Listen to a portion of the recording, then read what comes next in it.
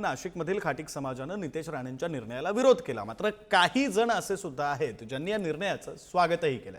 तर शिंदेंच्या शिवसेनेचे आमदार आणि महाराष्ट्र राज्य खाटीक समाजाचे अध्यक्ष कृपाल तुमाने यांनी मात्र मल्हार नाव देण्याला विरोध केला।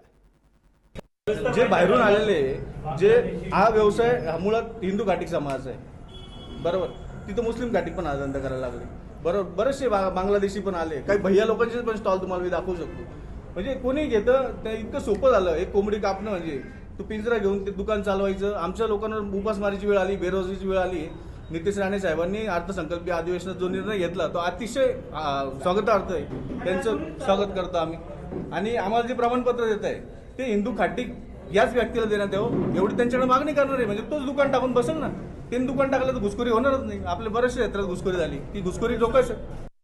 खाटीक समाजामध्ये हा बकरा हलाल करूनच कापण्याची एक परंपरा आहे, पद्धत आहे आणि सोपी पद्धत असल्यामुळे ते सर्वांना परवडते आणि लोकसुद्धा त्याचाच आज पर्याय स्वीकारतात। आता नितेश राणे साहेबांनी काय नवीन सुरू केलेलं त्याबद्दल आम्हाला माहिती नाही। आम्ही त्याचा अभ्यास करू।